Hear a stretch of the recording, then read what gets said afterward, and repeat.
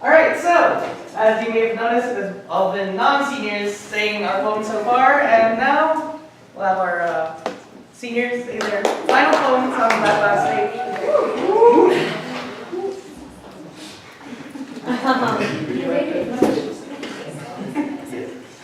Okay, so Will's only been here for a semester, which I'm really fucking mad at him for, because anyone who knows me will know this is the highest compliment I can give. The other night, I likened him to fucking Shakespeare. And that is not an easy thing for me to say, and please come back, because, oh my goodness. So here's Will!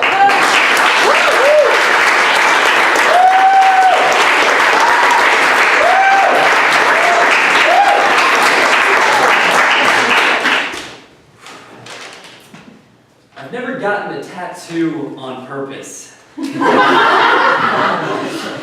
if you look real close, pretty high up my left thigh, you can see where I signed when I was 9, a dotted line, or rather just a dot, because I was poking a cut on my leg with a ballpoint pen, and sure enough, a little bit of the ink got into my skin, and sure enough, a few days later it got infected, and sure enough, I had to go to the hospital, and sure enough, my mom had to sleep in the hospital bed with me because I was 9, and I was afraid of being alone in a strange place in the dark. And sure enough, my dad said that if I was so afraid, I shouldn't have stabbed myself in the leg with a ballpoint pen. I'm still not sure who was right. But I am sure that I'm glad I did it, because time is a son of a bitch. This past year has been the roughest 10 years of my life. And I am ecstatic. I am ecstatic to this day that 9-year-old me knew enough to leave something to come back for later. It's hard. Being born is like joining in on a joke halfway through so you don't really get it but you laugh along. It's like being cast in a play you never auditioned for and all of a sudden it's opening night and you have a director yelling in your ear, "This is not a dress rehearsal, get your lines right," so everything I say has to be right the first time I try, so every time I write a poem, I read it to my roommate first and ask him for advice. And then I don't take his advice. Because he'll tell me something like, "Will, you can't put that same line about drinking too much in every single thing you write." And I'll tell him, "Man, I'd rather have a party without a drink than a poem without a drink." And he'll say something like, "Fine, but at least stop calling me out by name. That's a cheap bit," and I tell him, "We'll see." Like, look, I'm sorry, Ginsberg. I don't have roses in my closet, but my phone is full of old pictures that I should have deleted a long time ago, and I stare at them instead of trying to sleep. I wanted to write a love letter to life, but I didn't because I don't want to come off as a creep. I already know it's unrequited. Time is a leaky sink, slowly dripping wet cement onto sentiment and nostalgia, and I just wanted to leave my mark, press my hand into the fading memories and write my initials. The uncertainty is what does me in. Like, my cell phone is able to tell me exactly how much time is left until it dies, and sometimes I envy it. And that fucker even gets recycled eventually. One day he'll be turned into a newer phone, all of his constituent parts still present, but the new creature that they make up will not be him. I guess the same thing will happen to me. It makes me wonder if there's a difference between what I am and what I'm made of. Like, when I eat 1.5 pounds of spaghetti in one day and all of a sudden I am a little more than 1% spaghetti. What is the word for becoming more than whole? The word for growing forward, moving up, I don't know, dope? Tracy tells me it smells like sweat, old beer, and loneliness in here. I guess it could be the bar, but I'm pretty sure it's just my shirt. So I listen to the thumping bass and remind myself that music is made of love. There's a reason they call it a heartbeat, and if these walls could talk, they'd say screw it. Blow the roof off. It's about time we got a new paint job. This house is full of ghosts, and we do not rest easy. So these days, When I look at that blue dot on my upper thigh, I see a window, and I say, listen, kid. This is not a dress rehearsal. You're serving 9 to life. Look around. History is afoot right now, so finish every sentence by taking off your sunglasses. When people ask you, are you kidding me? You tell them, yeah, almost always. And I'm sorry. I know how bad you want it, but we are probably never going to be able to grow that thick, luxurious mustache you've always dreamt about. But fuck it, we make our own future. Kid, we make our own future.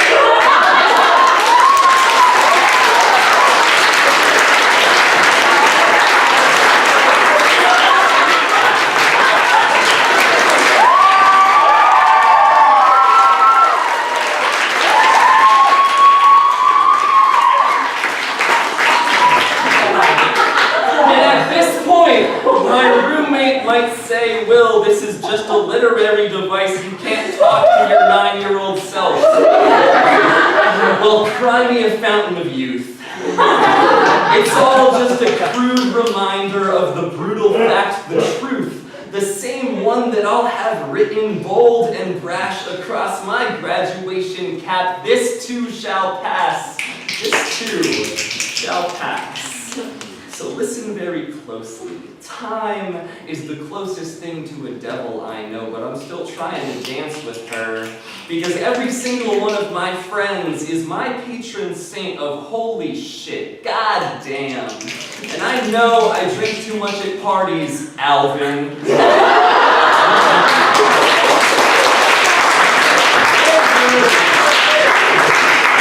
So let me let you in on a secret. When I feel like time is moving a little too fast for me, or I'm getting too old, I imagine myself as an 80-year-old man at the end of my life, and I think about all the inevitable, irreparable regrets of my 20s, 30s, 40s, and I close my wrinkled eyes and I whisper to myself, I wish I was young again.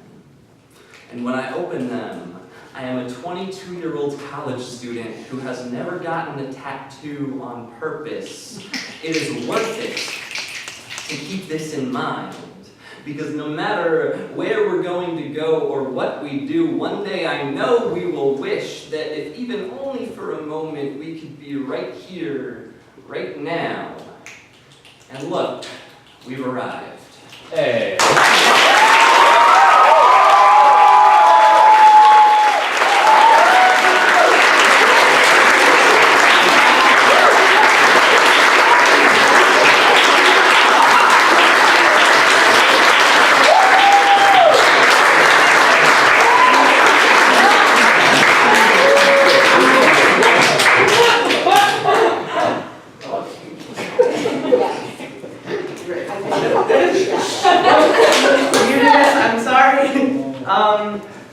So, the next poet is someone I think we all know very well, because whenever we see a beard, we're like, it's him. It must be him. And we see him everywhere, in our hearts, in our minds, and I know we all love him very dearly. Please welcome our next poet, Declan Murphy.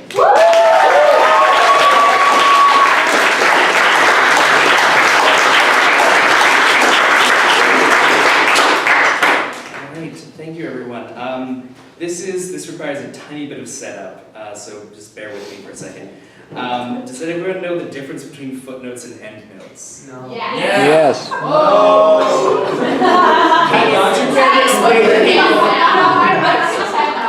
Okay.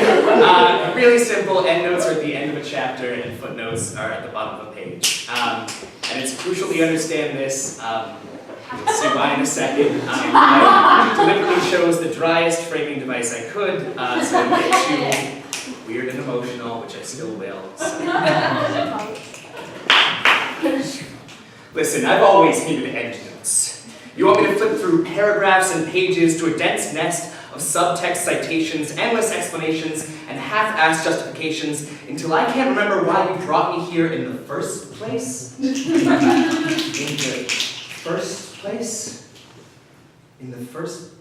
What was I saying? Oh, right, endnotes. There's a sense of finality masked in banality when you hide your evidence in the back like some dime store magician or a Best Buy back room where you know they keep all the good stuff. My point is that I don't want to be an endnote. When you remember me, don't put me in the back of your bibliography. I want to be a footnote. I will not accept not being a footnote. I am healthily hovering at the edge of your margins, but never far from reach. And I realize that not everyone will cite me extensively, and I realize that some people will cite me incorrectly, and for that I pray you have a merciful grader. I won't be everyone's I beg for pages and pages, nor the skeleton of everyone's argument. There will be those who cite me scornfully, mockingly, historically, and there will be those so far removed they cite me as an example of what they used to think like in my time. There are those who'd rather find a newer volume. But I don't care. Because what I really want is to leave a footnote in every heart that I've touched. Because I hope I have helped in the grand essay that is your life, in the way that you have helped strengthen the argument of my own. And I know the best essays are the ones that are well-sourced, and in the same way I truly believe the best people are those who grow from the words around them and the people around them. And that's what I've tried to do. The messy and half-finished essay of my collegiate career is a litany of late-night life lessons, a symphony of slurred declarations of friendship, a cacophony of cackles and snickers at the silliest of statements, a triumph of tears both happy and sad, a gift. Every reference that I use, every facet of fact pressed upon my heart with warmth from the one who gives is a gift. I want more than anything to be a gift for all of you. I want to live as a memory in ember, captured forever in the forever world of footnotes. So go ahead, write me up, set me down, and put me back on the bookshelf. But know that I am your footnote, and you can cite me anytime.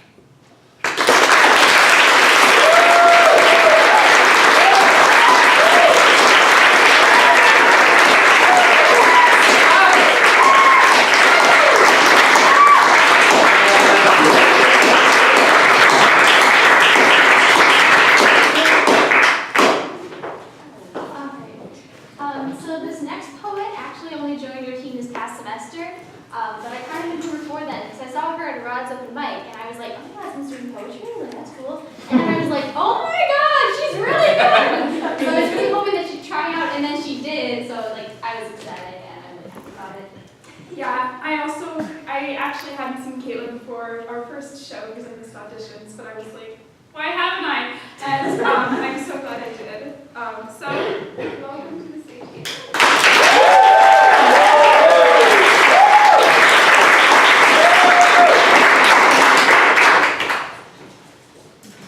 Sometimes I wish we had been sixth grade best friends, and that instead of you falling asleep with your head holding down the ribs to my breath, we were parallel lines, sinking into the rough concrete of a basement floor, every word flying off our tongues like we couldn't dare any harder to lose each other.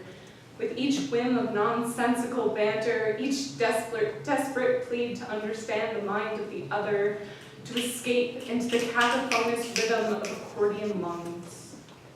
Sometimes the jagged ways your words shift together when you're drunk, they only told me I never spoke loud enough.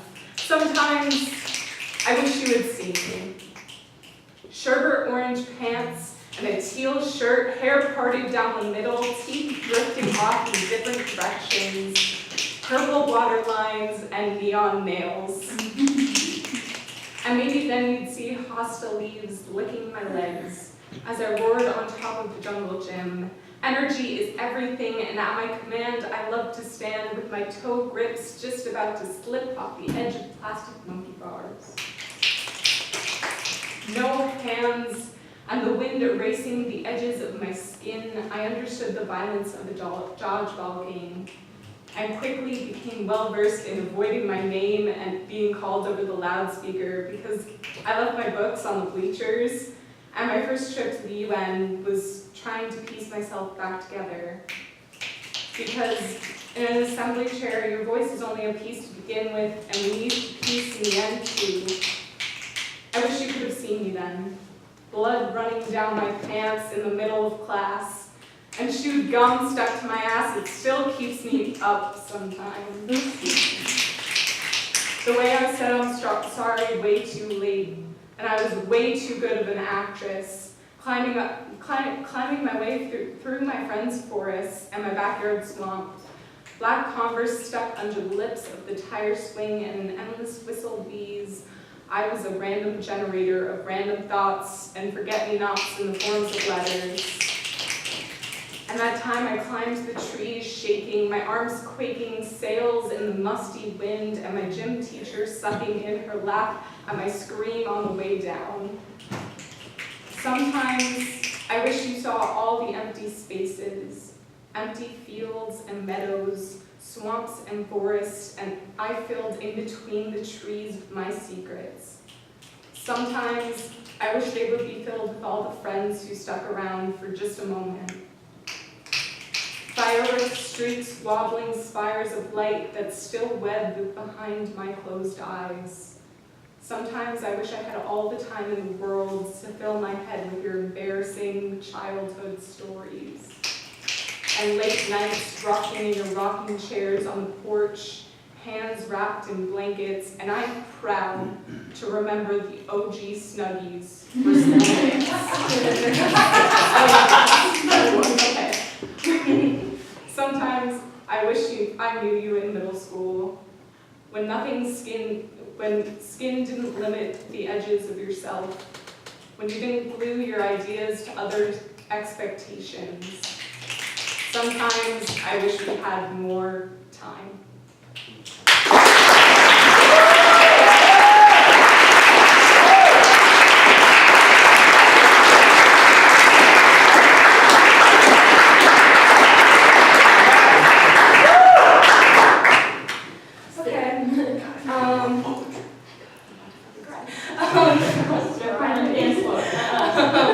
So our next poet has done so much for us throughout the past year, and I cannot think of anyone more empathetic, talented, and also crazy at the same time.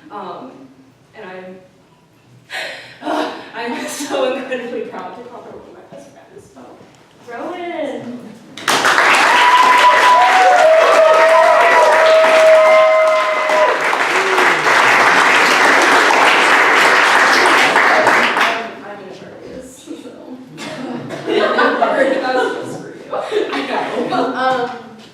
So kind of as an introduction to the poem I'm about to perform, I've been thinking a lot about who I was when I got here versus who I am now, and kind of what I was striving for then versus what I'm striving for now. You know, that I moved out here and I was like, I've got to get away from Indiana. I will never go back to Indiana. I'm so much better than everyone there, and like, I was really like running away from the place that I had come from.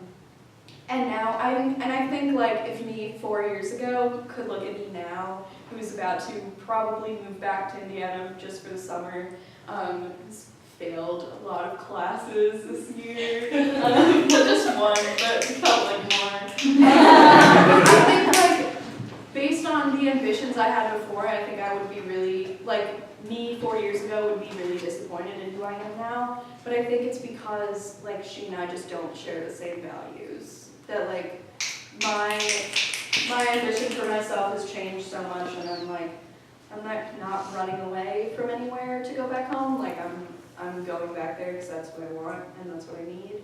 And so that's kind of why I chose the poem that I'm going to perform. It's a poem I wrote at the end of my sophomore year, which is my first year on the team. It was a really big, crazy year for me, and so I wrote this poem at the end of it to deliver at the last show of that year. And it was a culmination of all of these different poems that I had written throughout the year. It was like a collage of a bunch of them. And so I took that poem, which I called like my greatest hits, volume 1, which is a little pretentious. I took that and I reworked it. A lot of it's the same, but I've updated it because I wanted it to reflect who I am now, and I wanted it to incorporate bits of poetry that I've written throughout the entire time I've been here. And so this is my Greatest Hits Volume 2.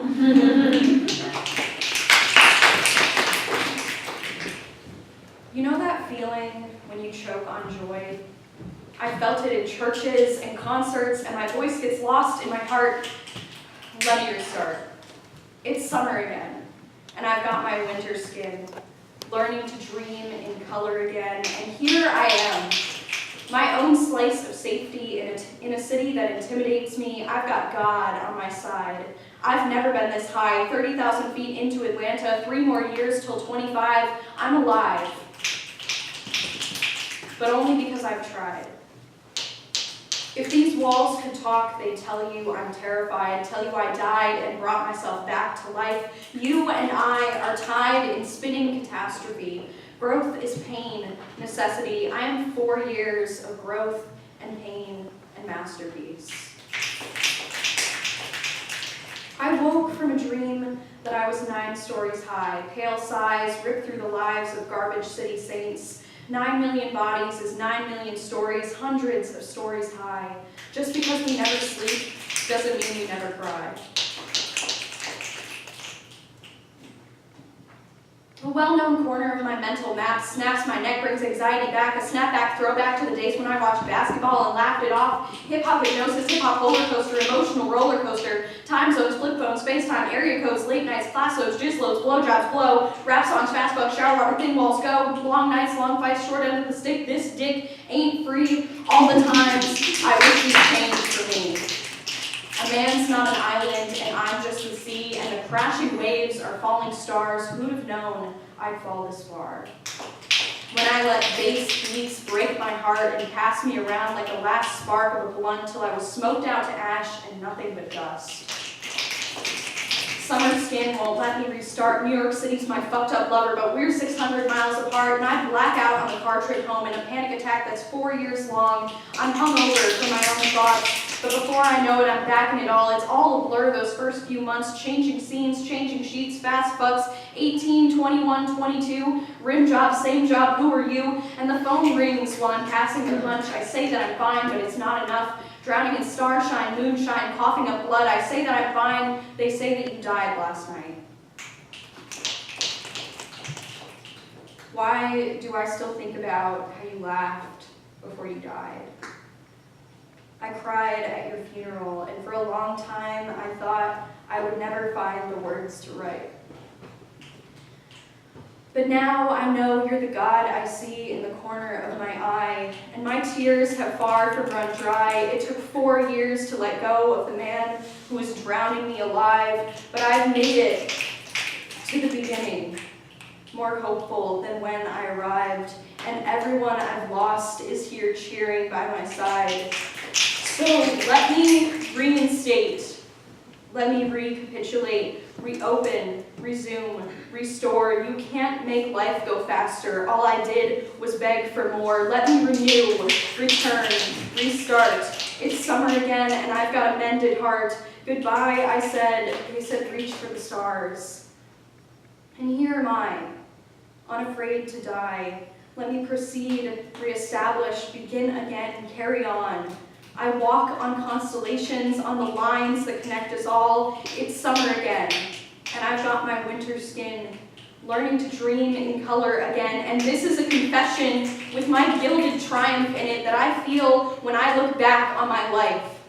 I'm finally all right in his arms, in my life, in the city streets, in the starry night.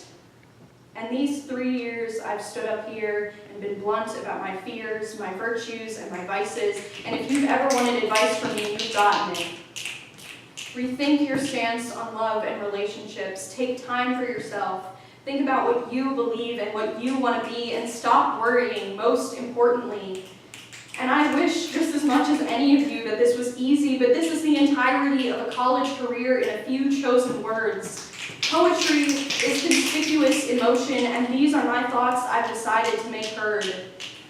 You choose what you want to say, and never let a single word in a single year go to waste, because the heavens are where the wastelands are. So write your own horoscopes and plot your own stars. Reclaim your hours lived out in a life on Mars.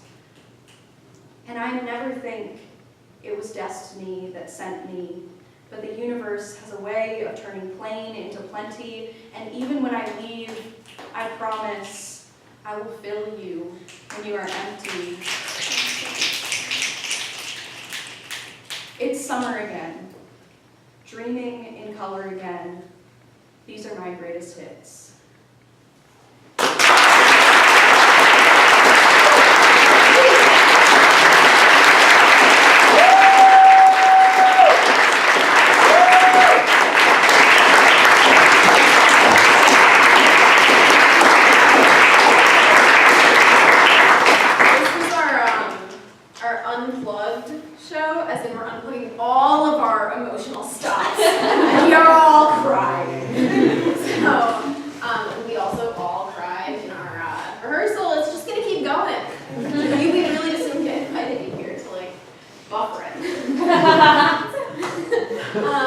But our next poet is actually, she was the reason that I joined the team, which was really cool. She was the one who told me I should join, and she was, oh, she's so great. So without further ado, John.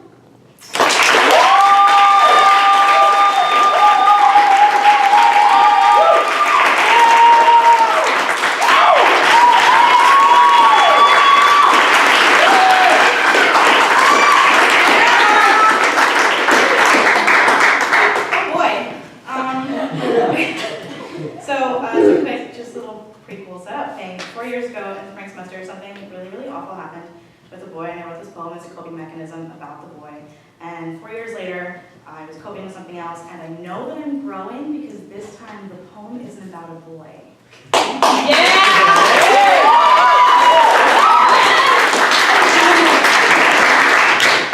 I have not read this all the way through without crying yet, so this is going to be a shit show. Sorry, Mom.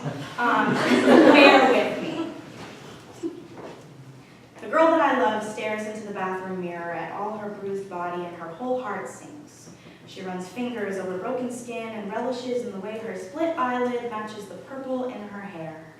Runs tongue over teeth soaked with her own blood. She will walk on her broken ankle until her entire skeleton splinters, and there isn't enough super glue in the whole world to put the pieces back together. The girl that I love eats dried tea leaves by the handful, sits on the floor in the dark under a boiling shower stream, and imagines her insides bubbling up into black tea. She is the steam whistling its way out of the kettle. She is an Earl Grey flavored elixir of life, too much milk stirred in, but not enough sweet. The girl that I love grows her nails long and files the sides down until the points are sharp as daggers. She paints them like shimmering shards of broken glass and pushes them into her own palms, combs them through her hair, drags them up and down the back of someone she loves. When they break, Samson can no longer pull the pillars down. David takes a shot at Goliath and misses. The lions in the arena win, and she takes off her nail polish.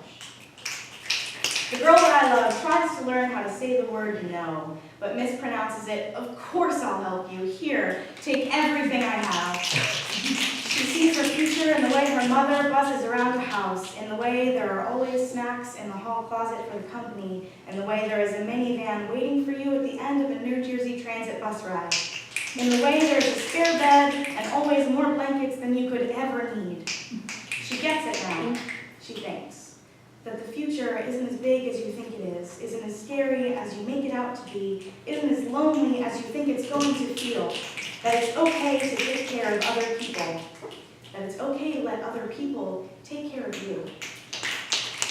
The girl that I love is afraid of change, and she is awful at goodbyes because no one ever taught her how to leave. She knows her place. It's in the long pauses between her words, in that saturated silence, the empty space of an exhale. It is in the bones of a theater stained with generations of the people she loves, in the poems of her friends breathed into existence inside of a building with no elevator, and no fire extinguisher, and no curfew, but more than its fair share of ghosts.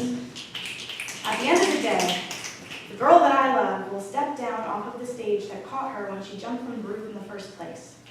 She will watch as her friends paint their names like epitaphs on the wall of a tiny black room, hold their hands as she hides her own in the top corner amongst the echoes of laughter and decades of love that came before them. She will blink as the house lights turn on, shut the door for the last time, leave a piece of herself in the folding chairs, and fall headfirst into something new.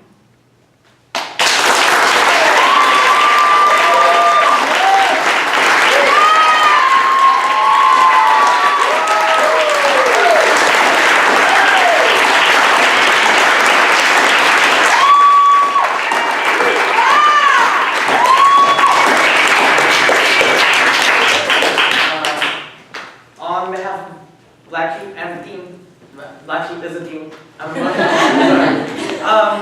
But before we let you all go, we actually have one final parting poem for the seniors, which was by Charlotte. So let's give Charlotte.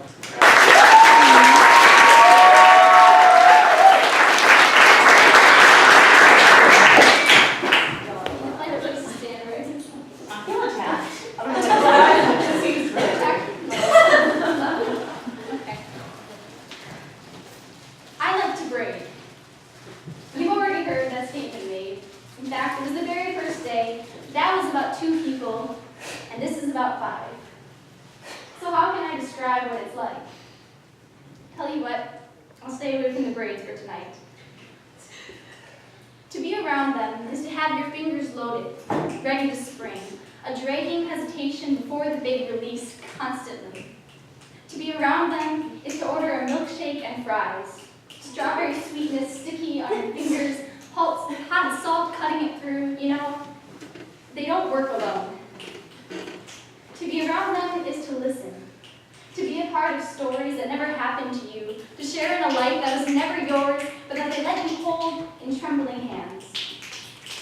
To be around them is to dream in color.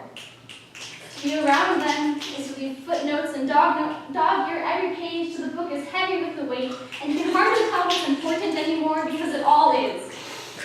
To be around them is to look in the bathroom mirror and say you love who you see, and mean it, because they are standing with you. To be around them is to feel tattooed on purpose, with patterns of strength and hope.